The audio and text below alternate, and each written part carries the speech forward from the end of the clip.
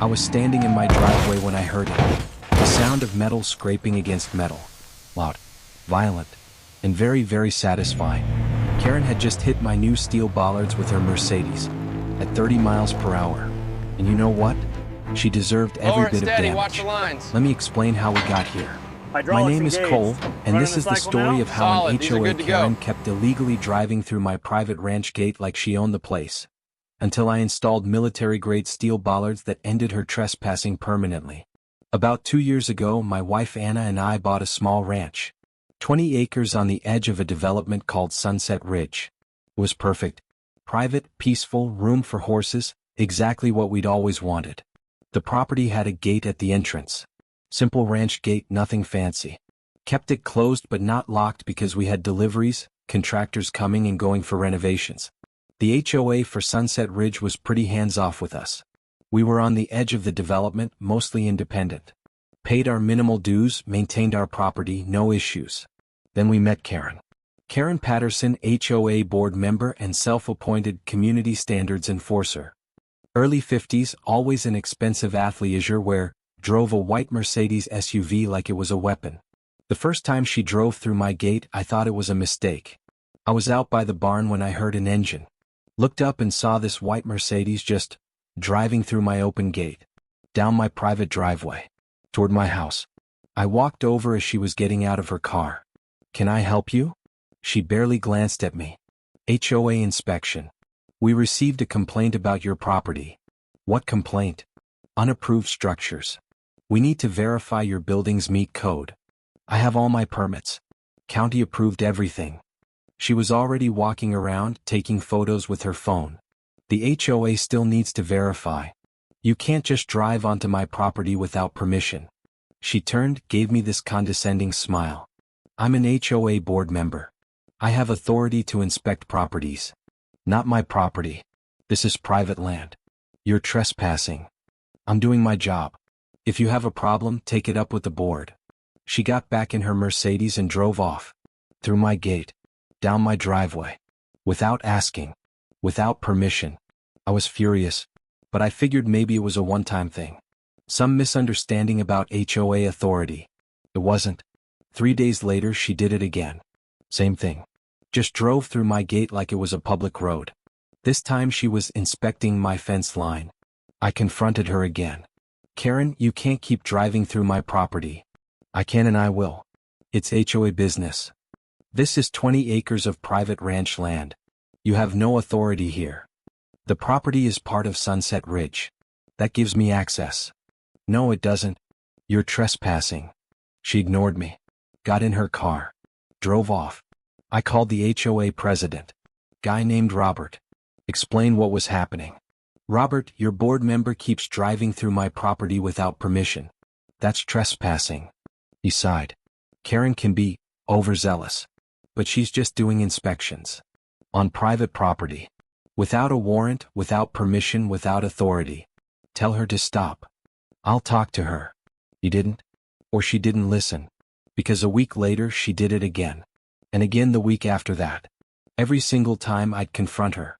Every single time she'd claim HOA authority. Every single time I'd tell her she was trespassing. She didn't care. Anna and I started keeping the gate closed all the time. But Karen would just open it, drive through, close it behind her. Like she owned the place. I called a property attorney. Guy named Marcus who specialized in trespassing cases. "Cole, what she's doing is clearly illegal. HOAs don't have authority to enter private property without permission. We can send a cease and desist." We sent the letter. Certified mail. Very clear. "Stop trespassing on my property. You have no legal authority to be here. Further violations will result in legal action." Karen's response? She showed up the next day. Drove through my gate. When I confronted her, she waved the letter at me. "Your lawyer doesn't scare me. I'm protected by HOA bylaws." "You're not protected from trespassing laws. Call the police then. See what they say." So I did. Sheriff's deputy came out, took my statement. I showed him the cease and desist letter. Explained the repeated trespassing. He went and talked to Karen. Came back shaking his head. "Sir, she claims she has HOA authority. Unless you want to press formal charges and go through the whole process, this is really a civil matter.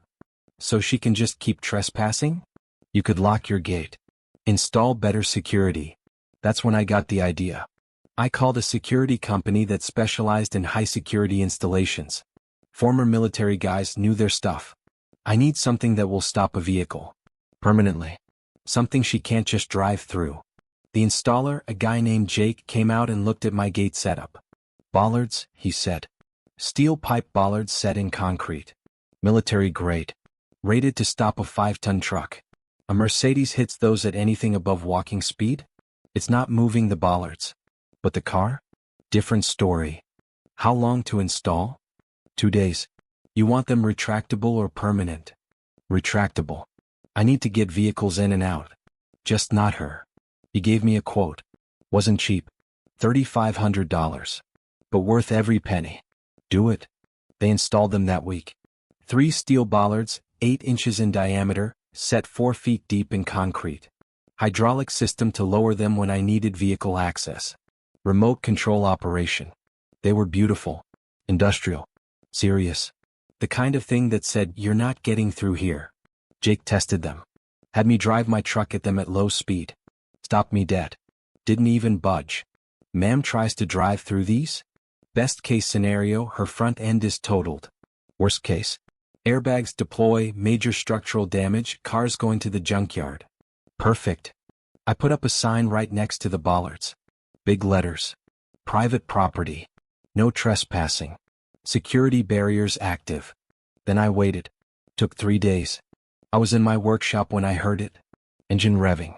Then the most satisfying sound I've ever heard. Crunch. I ran outside. Karen's white Mercedes was stopped dead at my gate. Front bumper crumpled. Hood buckled. Airbags deployed. Steam coming from the engine. And Karen standing outside her car, absolutely losing her mind. "You did this. You destroyed my car." I walked over calmly. "No, Karen. You destroyed your car. By driving into steel bollards on private property you were told repeatedly not to enter. This is illegal. You can't put these here. They're on my property. At my gate. Which you've been told a dozen times not to drive through. I'll sue you. I'll have you arrested." "For what? Protecting my property? You were trespassing." Again. After multiple warnings. A cease and desist letter. "This is on you." She was screaming now. Completely unhinged. "You're paying for my car. The HOA will. The HOA will do nothing. You were trespassing on private property. You hit a clearly marked security barrier. You have no case." I pulled out my phone. Started recording. "For the record, Karen, you just drove through my closed gate onto my private property, after being told repeatedly not to, and hit security bollards that are clearly visible and marked. Correct?" She pointed at me, shaking with rage. You haven't heard the last of this." She called someone to tow her car. It was totaled. Front end completely destroyed. Insurance wouldn't cover it because she'd been trespassing. That cost her about $40,000. But she wasn't done. 2 weeks later I got served. Karen was suing me for creating a hazardous condition and willful destruction of property. Marcus filed our response. She was trespassing repeatedly. You installed lawful security measures on your property. She was warned. She's responsible for her own actions. The case took 4 months to get to court. Karen showed up looking smug, like she thought she was going to win. The judge looked at everything. My property deed. The cease and desist letter. Police reports of prior trespassing. Photos of the bollards and warning signs. Security camera footage showing Karen driving through my closed gate at speed. Then he looked at Karen. "Mrs. Patterson, you repeatedly trespassed on private property after being explicitly told to stop?" "I had HOA authority." "You had no such authority. HOAs cannot override property rights or trespassing laws. Mr. Hayes installed legal security measures on his private property with clear warning signs. You chose to ignore those warnings and drove into them. That's entirely your responsibility." Her lawyer tried to argue. The judge shut him down. Case dismissed. "Mrs. Patterson, you're lucky Mr. Hayes isn't countersuing for the cost of cleaning up your car debris and the harassment you've put him through." She lost. Completely. No payout. No car replacement. Nothing. Better yet, the HOA board, tired of the embarrassment and legal liability Karen had created, asked her to resign. When she refused, they voted her out. The new board sent me a formal apology letter for her behavior. My bollards? Still there. Still working perfectly. I lower them when I need vehicles in or out, then raise them again. Haven't had a single trespassing incident since. Word spread about what happened to Karen's Mercedes. Nobody wants to test those bollards. Here's what I learned. Some people think their position gives them unlimited authority. They think rules don't apply to them. They think HOA board member means they can go wherever they want. They're wrong. Property rights are property rights. Trespassing is trespassing. And when someone refuses to respect boundaries after repeated warnings, you have every right to enforce those boundaries. Those bollards cost me $3,500. Karen's car cost her $40,000. Plus her reputation. Plus her board position. Plus court costs. All because she couldn't accept that private property means she's not welcome. The best part? Every time I hit that remote and lower those bollards, I think about the sound her Mercedes made hitting them. And I smile. Thanks for listening. This is Cole signing off from my ranch. The one with the steel bollards. The ones that stopped an HOA Karen permanently.